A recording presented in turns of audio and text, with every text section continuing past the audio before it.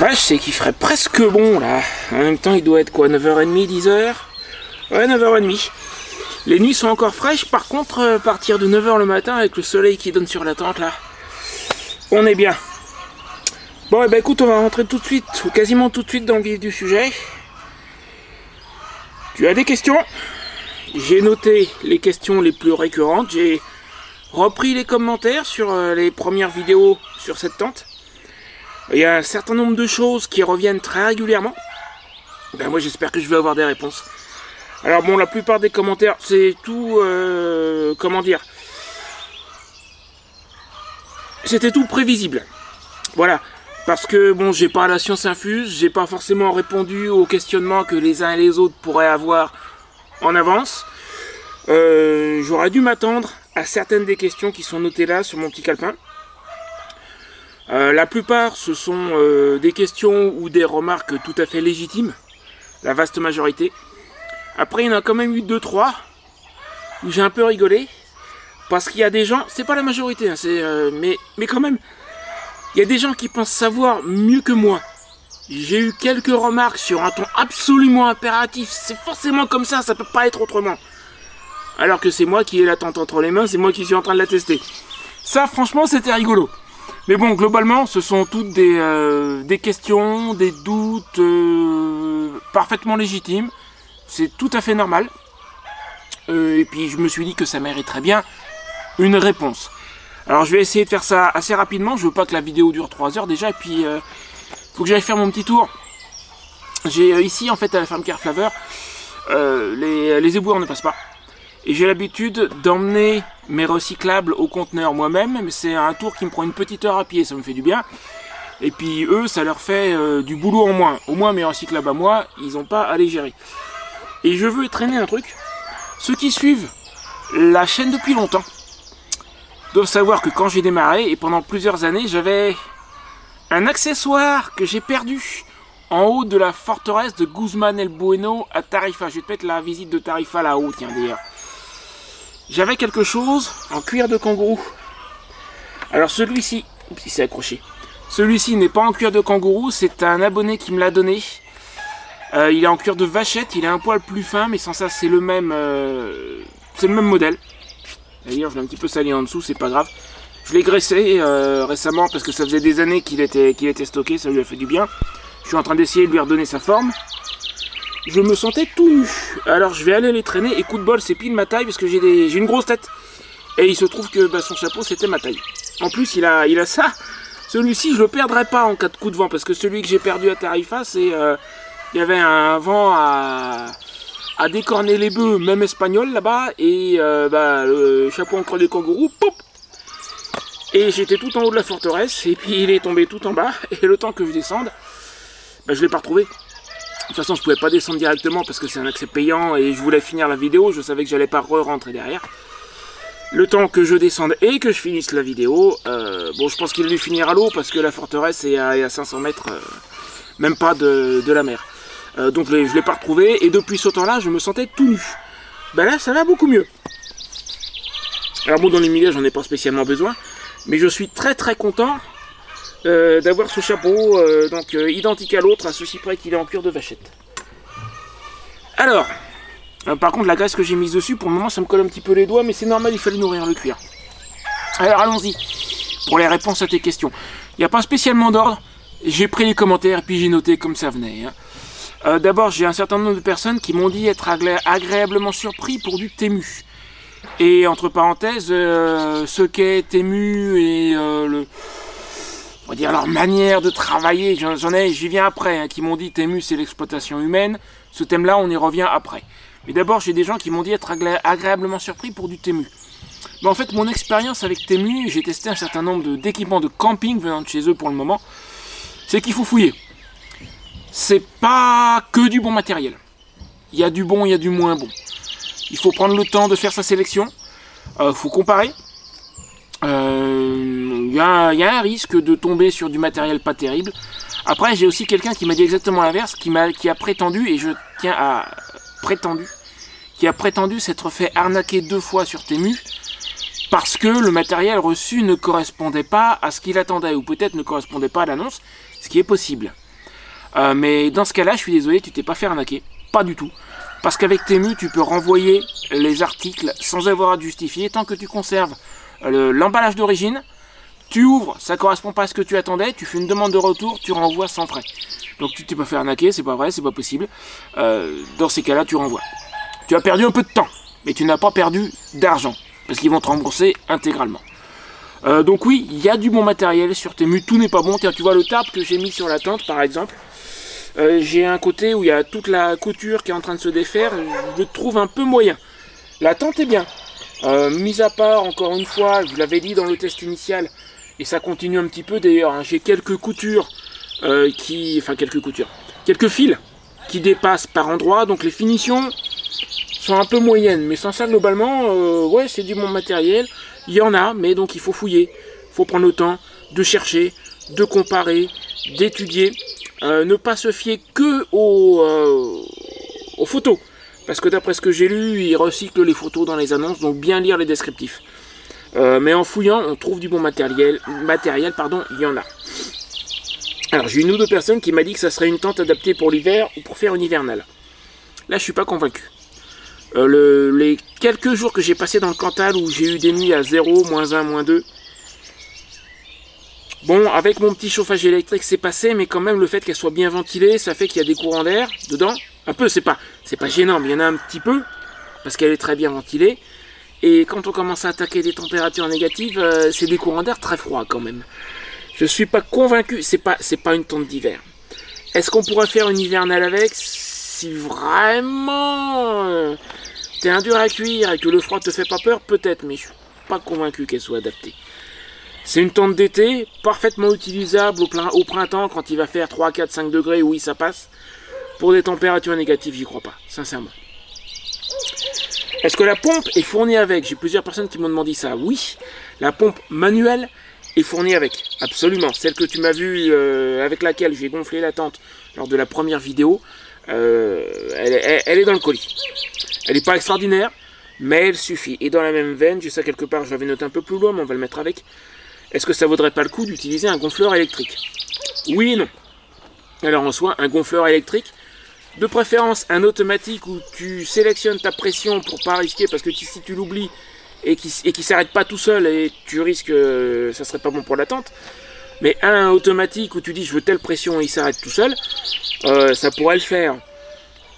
À condition qu'il soit moins encombrant que la pompe manuelle, parce que sans ça, ça vaut pas le coup. C'est tellement rapide de la gonfler avec la pompe manuelle. Je veux dire, même avec le fait d'être en train de filmer, j'ai mis de mémoire environ 4 minutes. 4 minutes et demie. C'est pas une question de temps. Le gonfleur électrique, ça sera histoire d'aller faire autre chose pendant qu'elle gonfle, oui. Et même là, je sais pas si retourne voir à la limite la vidéo d'installation. Il y a un moment où je cesse de gonfler et puis je vais la tirer un petit peu pour qu'elle prenne sa forme. Il faut l'aider un petit peu. Donc gonfleur électrique, ça serait utilisable, oui, bien sûr. Mais honnêtement, ça me paraît pas indispensable. Après, peut-être, si vraiment le gonfleur électrique pouvait être moins encombrant que la pompe manuelle, là il y aura un intérêt. Mais en dehors de ça, bon, intérêt moyen. Intérêt moyen. Alors, une grosse. C'est là où j'ai eu quelques gens un petit peu impératifs. C'est forcément comme ça, c'est obligé. C'est ce qui concerne la condensation et le fait que ce soit une tente simple paroi. Alors d'abord que je t'explique comment fonctionnent les tentes double paroi comme l'était ma tente Lone Rider avant. Dans la tente Lone Rider, j'avais une grande coque extérieure. D'un côté il y avait un auvent où je me mettais moi le soir ou quand il pleuvait, puis la moto à côté. Et l'autre moitié était prise par une chambre. C'est un petit peu une tente dans la tente. C'est pour ça qu'on appelle ça une tente double toit. C'est que tu as une paroi et dessous une autre paroi. Et puis dans le cas de la tente Lone Rider, c'était une chambre entièrement fermée, scellée au sol. Et ce qui se passe, c'est que entre l'humidité de l'air, puis ta respiration, quand tu respires, en fait, tu exhales de l'humidité. Et tout ça, ça va former de l'humidité dans ta tente. Avec la différence de température entre l'intérieur et l'extérieur, cette humidité va condenser sur la paroi de la tente. Et quand tu as une tente double toit, cette humidité va condenser là où il y a le plus de différence de température. Or, quand tu as une tente double toit il y a plus de différence entre l'intérieur de la coque externe et l'air extérieur qu'entre l'intérieur de la coque interne et la coque externe. Donc la condensation, j'espère que j'arrive à peu près à bien m'expliquer, la condensation va se former à l'intérieur de la coque externe. Et dans ta chambre, dans la paroi interne, ça fait que tu n'as quasiment aucune condensation. C'est vrai que dans ma chambre Lone Rider, j'ai jamais eu de condensation. Quasiment pas. Ça, c'est le gros intérêt d'une tente double toit. Celle-ci, c'est une tente simple toit. Il y a des gens qui ont automatiquement déduit que forcément, il y aurait énormément de condensation, que j'allais avoir de l'eau qui allait couler par terre, parce que c'est une simple toit. Eh bien, manque de peau, mais moi, je constate exactement l'inverse. De la condensation, j'en ai un petit peu. Oui, il serait faux de dire qu'il n'y en a pas. Mais 99 fois sur 100, il n'y en a même pas assez pour que des gouttes se forment et coulent le long du toit. J'ai dû voir des gouttes, ça fait un mois qu'elle est installée, j'ai dû voir des gouttes une fois ou deux. Et elles sont même pas arrivées jusqu'au sol, quoi. Il n'y avait pas assez de condensation pour que ça se mette à couler. Et ça, c'est parce qu'elle est très bien ventilée. Même avec les volets entièrement fermés, comme je l'ai montré dans la vidéo d'installation, dessous il reste un espace.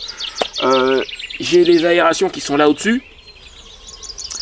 Et ça fait qu'il y a très peu de condensation, y compris sur des nuits froides, y compris sur des nuits extrêmement humides. Il y a eu des matins où je me suis levé, il y avait du brouillard partout, donc l'atmosphère extrêmement humide. Un petit peu de condensation le long du toit, oui, mais pas assez pour que ça coule. Après, ne perds pas de vue que je suis tout seul. Si on était 2 ou 3 dans cette tente, parce qu'il y a la place pour coucher 3 personnes, en théorie, je crois qu'ils disent que c'est une tente 4. 4, ça passerait peut-être, mais on serait serré et il n'y aurait pas de place pour les affaires. Mais on pourrait mettre, je pense, jusqu'à 3 personnes. Si on était 2 ou 3 à dormir dedans, il y aurait sans doute beaucoup plus de condensation. Et là, faudrait ouvrir, je pense. Mais pour une seule personne, il y a très peu de condensation et pas assez pour que ce soit gênant. Voilà donc en ce qui concerne la condensation. Laisse-moi réfléchir, il me semble que je voulais dire autre chose là-dessus. Ah oui, j'ai dit quelques fois par le passé, et on pourrait s'imaginer que c'est ça la cause de l'absence ou la quasi-absence de condensation, que j'ai un petit chauffage électrique. Alors quand j'étais dans le Cantal, je m'en suis servi, avec des nuits à -2, il était en marche toute la nuit, il est possible qu'il ait eu un effet. Ici par contre, je l'utilise quasiment pas. Ouais, elle est planquée dans l'herbe, tu dois pas la voir, mais j'ai une rallonge électrique là exceptionnellement qui arrive jusqu'à ma tente. Ici avant, j'avais pas d'électricité dans la tente, ils m'ont prêté un enrouleur. Mais comme ce sont des amis et que je veux pas tirer sur leur facture, mon chauffage électrique je l'utilise presque pas. 10 minutes le soir, le temps de me changer, et terminé. Et le reste du temps, c'est quand je suis dans mon lit, à moins qu'il fasse -1, le chauffage électrique, j'en ai pas besoin la nuit. Donc c'est pas 10 minutes le temps de me changer, c'est pas lui qui va changer quoi que ce soit. Donc c'est pas mon chauffage électrique qui joue au niveau de la condensation, c'est juste qu'elle est vraiment bien ventilée. Voilà, et puis s'il y en a qui pensent encore que je suis un menteur et qu'il y a forcément de la condensation, eh ben t'as qu'à en acheter une et puis tu essaies et puis tu verras. Voilà. Alors, ah oui, un sujet intéressant. J'ai plusieurs personnes qui m'ont dit, sous diverses formes, en gros, Temu, c'est l'exploitation humaine. Celui-là, je le trouve pas mal. Je vais dire pourquoi. Parce que c'est pas faux, mais en même temps, c'est extrêmement hypocrite de dire ça. Vous croyez pas? Alors, ils sont connus pour avoir une politique tarifaire, notamment, qui force les vendeurs à avoir des prix extrêmement bas et les mecs n'arrivent pas à s'en sortir. J'en ai entendu parler, c'est vrai. Fais une petite recherche sur YouTube concernant les conditions d'emploi chez Amazon. À mon avis, ça va pas te plaire.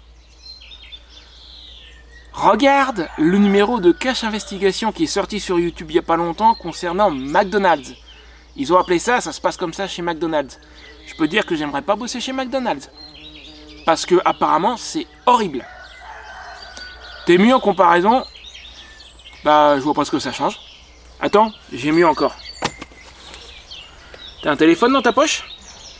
Est-ce que tu sais que la vaste majorité des constructeurs sont pas très regardants et que les terres rares et les métaux précieux qui sont dans ton téléphone proviennent de mines qui sont aux mains de milices armées et que pour beaucoup c'est miné par des enfants?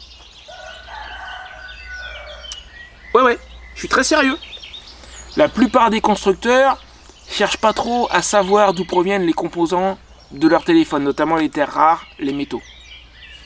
Sur celui-là, j'ai un Fairphone. Eux, ils ont des accords avec des mines qui ne sont pas aux mains de milices armées, ça leur coûte plus cher. On va dire, à vitesse égale du téléphone, à puissance égale du téléphone, les téléphones sont plus chers. Mais au moins, j'ai pas de sang sur les mains. Demain, si tu vas acheter un téléphone autre que celui-là, essaie de réfléchir. Et attends, par contre, il commence à chauffer, je vais me mettre un petit peu à l'ombre. Donc avant de sortir Temu c'est l'exploitation humaine, n'achète plus chez Amazon, ne va plus chez McDo, ne sors plus ton téléphone. Alors soyons d'accord, hein, l'ordinateur portable que j'ai ici, je suis pas convaincu que ça soit beaucoup mieux. C'est un qu'on m'a donné, bon je suis obligé d'en avoir un, c'est indispensable pour mon travail, mais c'est pas forcément mieux que le téléphone. Maintenant sincèrement pour moi, Temu ça s'inscrit dans un tout. C'est le reflet de notre société. C'est pas très différent du reste en fait. Et je pense que ça serait hypocrite de s'insurger contre Temu sans aller chercher les autres. Si tu veux aller par là, il en faut pour tout le monde. Les voitures électriques, c'est pas mieux. Hein. Tout à l'heure j'ai eu un... Alors c'était pas spécialement sur la voiture électrique, mais j'ai eu un commentaire sur une autre vidéo de quelqu'un qui faisait de l'écologie de comptoir, qui m'a dit si tu veux vraiment faire comme les hirondelles, il faut pas rouler avec un moteur thermique, il faut faire ça à pied. Bon, c'est de l'écologie de comptoir, et c'est quelqu'un qui doit rouler en voiture électrique, je suppose, et qui se rend pas compte que c'est pas mieux que Temu, Amazon ou McDo, ou le téléphone portable. Bref, voilà. Le gonfleur électrique, j'en ai parlé. Ah, la résistance au vent. Alors ça, c'est un truc intéressant. J'aurais dû filmer, je l'ai pas fait. C'est franchement impressionnant. Donc des rafales de vent, j'en ai eu quelques bonnes. Pas plus tard que mardi dernier, c'était il y a 2 jours, je filme cette vidéo, nous sommes jeudi. Il y a eu, d'après la prévision, du 70 en rafale, mais moi je suis partiellement protégé par la maison. On a vu du vent de sud-ouest. La maison est au sud par rapport à moi, donc le vent venait de par là. J'étais partiellement protégé, mais je m'en suis pris quelques bonnes quand même. Et alors là, la toile flotte, mais la structure ne bouge quasiment pas. C'est impressionnant d'entendre les rafales, d'entendre le tarp qui flotte, la toile de la tente qui flotte un peu, et la structure qui est en mode ouais cool, je m'en tape, je suis bien là. Littéralement, elle ne bouge absolument pas. Ça, au niveau résistance au vent, c'est du solide. Hein. Je dis pas qu'elle se prendra des rafales à 110, mais pour du tout venant, on va dire, c'est très très très impressionnant. Alors dans la même veine, tiens, je l'avais pas noté, mais j'y pense. Il y a des gens qui m'ont dit, c'est du gonflable, elle va se dégonfler, elle va te tomber dessus. À quelques jours près, ça fait 1 mois qu'elle est montée. Ce matin, pour la première fois, je lui ai remis un peu d'air. En 1 mois. Et encore, c'est peut-être parce qu'on a eu une nuit très très froide, il y a eu une petite gelée ce matin. Il faut t'attendre, si tu as une tente de ce type, il faut t'attendre à ce que tu sentes une différence de pression dans les boudins en fonction de l'heure de la journée. Ça, c'est pas qu'elle se dégonfle, mais c'est que l'air se détend et se contracte avec la température. Là, j'ai le soleil qui tape sur la tente, petit à petit, ils vont devenir de plus en plus durs. Et la nuit, avec la température qui baisse, surtout qu'en ce moment, on a une grosse amplitude, on a typiquement du 3, 4, 5 degrés au plus froid de la nuit. Il va faire 18-19 avec du soleil dans la journée. Dans la journée, ils vont être durs, quasiment comme de la pierre. Et le soir, tu tâtes et ils sont un petit peu mous. Mais ça, c'est pas qu'elle ait perdu de l'air. C'est l'air qui s'est contracté parce que la température a baissé. Maintenant, ce matin, j'ai trouvé qu'ils étaient vraiment mous plus que d'habitude. Mais c'est peut-être parce que la température a plus baissé que d'habitude, il y avait une petite gelée quand même. Mais dans le doute, je lui ai remis un petit peu d'air. Ceci dit, de remettre de l'air 1 fois par mois, c'est rien. C'est rien du tout. Et pour ce qui est de me tomber dessus, même quand j'ai trouvé qu'ils étaient un petit peu mous, elle tenait encore debout. Hein. Elle n'avait pas perdu sa forme ni rien. C'est juste que j'ai constaté, je teste régulièrement pour voir, et j'ai constaté que c'était plus mou que d'habitude. J'ai remis 2-3 coups de pompe, ça a duré 10 secondes, et terminé. Donc voilà, s'il faut lui remettre de l'air 1 fois par mois, moi ça me dérange pas, hein. C'est vraiment pas un souci. Jusque là, j'ai pas à me plaindre de l'étanchéité des boudins, il n'y a aucun problème. Et pour ce qui est des éventuelles surpressions, parce que si je la laissais comme ça, et que l'été arrive et demain il fait 35, bah la pression va augmenter trop fort. mais dedans il y a une valve de délestage automatique. Donc ce qui peut éventuellement se passer en cas de très forte chaleur, c'est qu'elle déleste de façon tout à fait normale de la pression, puis que quelques jours plus tard, les températures retombent et il faut que je lui en remette un peu. Et ça, bon, c'est normal, c'est une protection en fait pour éviter la surpression. Ça n'a rien d'extraordinaire. Ensuite, j'ai des gens qui m'ont dit qui m'ont demandé si je risquais pas, si j'avais pas peur d'avoir des trous à cause de chats. En parlant de chats, sur mon top case, là il doit pas être visible à la caméra, mais qu'est-ce que j'ai comme trace de pattes de chat? Parce que j'ai une copine là, qui est un peu envahissante, qui est très gentille mais un peu envahissante, mais qui s'attaque pas à la tente. Sincèrement, en France, j'ai jamais eu de problème. Et je campe de façon quasi... Pardon, j'avais le doigt devant la bouche. Je campe de façon quasi permanente depuis mars 2021. Donc statistiquement, si tu veux, s'il y avait vraiment des risques de se faire attaquer la tente par un chat en France, je parle dans des campings. Je fais surtout des petits campings municipaux. Je fais pas des très gros, je fais pas de camping sauvage non plus. Bon, statistiquement, je pense que je m'en serais rendu compte. Je suis un bon sujet de test en fait. Et jusqu'ici, j'ai pas eu de problème avec des chats en France. J'ai croisé des endroits où il y avait des chats. Aucun ne m'a jamais attaqué une tente. Je me suis déjà fait attaquer des tentes, mais c'était pas en France, c'était en Espagne. Où là-bas, ils ont vraiment un gros problème de chats sauvages. Et là, notamment quand j'étais chez Fernando en Catalogne, j'en ai quelques-uns qui sont fait les griffes sur ma Lone Rider. Heureusement, quand c'était arrivé, je l'ai vu d'ailleurs la première fois, j'étais assis sous le porche de la maison de Fernando parce qu'il y a une table et des chaises, et j'avais ma tente en visuel à 20 mètres, et je vois un chat qui commence à se faire les griffes sur un des arceaux, pas sur la toile principale. Donc il m'a abîmé la manche où il y avait un des arceaux, mais c'est tout. Et depuis, je suis prudent. Je vais systématiquement là-bas avec du répulsif. À Alicante, j'ai des chats qui ont marqué leur territoire, si tu vois ce que je veux dire, sur ma tente aussi. Donc là-bas, c'est pareil, j'ai du répulsif. Surtout que j'avais une copine un peu comme celle d'ici. Il y avait Luna, la chatte de Ravi. Ravi est parti, il a emmené Luna. Donc j'ai plus de raison de ne pas mettre de répulsif là-bas. Si j'évitais d'en mettre à Alicante, c'était pour pas éloigner Luna, parce que j'aimais bien la voir. Et puis elle se mettait sur mon emplacement devant la tente, elle se mettait au soleil et je voulais pas la repousser. Mais maintenant que Luna n'est plus là, quand je suis là-bas, je mets du répulsif et puis voilà. Donc oui, Espagne, je me suis fait une fois ou deux attaquer des tentes. En France, jamais. Donc sincèrement, ça m'inquiète pas. Et puis si je vois que je tombe dans un endroit, même en France, où il y aurait beaucoup de chats, je vais acheter du répulsif et on n'en parle plus. Voilà. Donc chat, tente gonflable, ça m'inquiète pas. Il y a aussi quelqu'un qui m'a dit le défaut des tentes gonflables, c'est que des oiseaux vont venir se mettre dessus et avec leur serre, ils vont te la percer. Si je reprends l'exemple de ma tente Lone Rider, qui certes n'était pas une tente gonflable, mais si des oiseaux s'étaient percés par exemple sur les arceaux, qui sont c'est gros comme ça, un arceau de Lone Rider, donc sur le haut, ça serait bien adapté pour qu'un oiseau vienne s'y mettre. Jamais j'ai eu la manche d'un arceau abîmée par un oiseau. Jamais. Donc celle-ci, à mon avis, pas plus. En plus, maintenant, elle a le tape par-dessus, donc s'il y a quelque chose, c'est lui qui va prendre. Ça m'inquiète pas. Ensuite, j'ai des gens qui m'ont dit, c'est dommage que tu n'aies pas montré le dégonflage et le pliage de la tente. Ça viendra. Mais le jour où j'ai fait la vidéo d'installation, c'était pour m'installer ici, j'allais pas la ranger, juste histoire de faire une vidéo non plus. Je ferai la vidéo de rangement dans quelques jours quand je m'en irai d'ici. Ceci dit, sincèrement, j'en ai qui m'ont dit ouais, pour la ranger ça doit être difficile, tu vas mettre 1 heure, etc. Non. Je l'ai déjà rangé 2 fois parce que je l'ai gonflé 2 fois avant d'arriver ici. Une première fois chez Christophe, là où je l'ai réceptionné, celui qui m'a fait l'attelage et qui m'a préparé la remorque.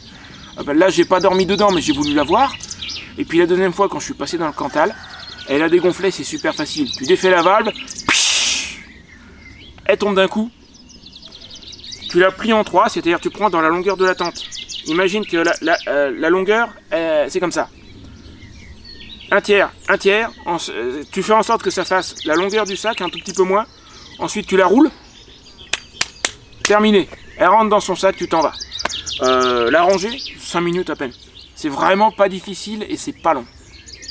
Et puis, une dernière question, alors qui ne concerne pas directement la tente, mais je me suis dit, comme on me l'a posé quand même plusieurs fois, que j'y répondrai ici.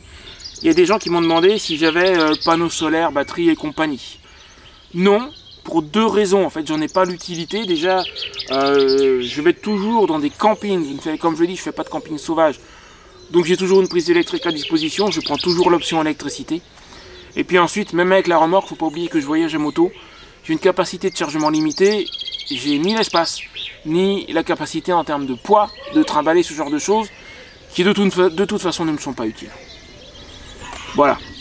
Donc, non. Juste, non, j'ai pas besoin de panneaux solaires et de batteries et de compagnie.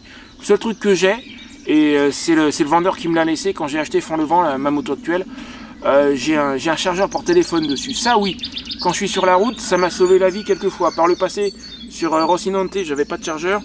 Et j'ai eu quelques sueurs froides en arrivant en fin de batterie du téléphone qui me sert de GPS.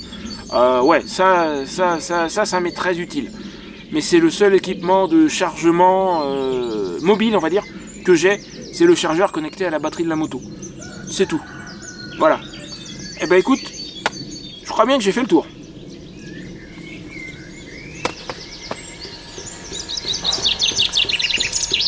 Tu entends ce bruit là? Non, pas Maurice, écoute bien derrière. T'entends pas tac tac tac tac? Je crois qu'on m'appelle.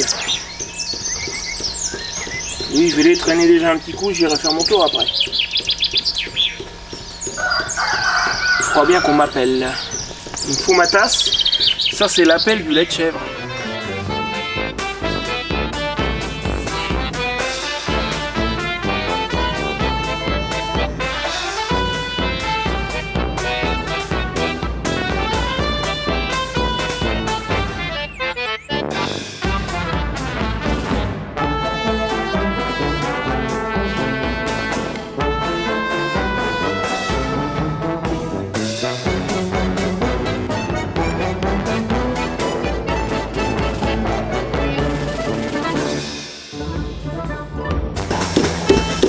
Bon ben moi je vais te laisser là.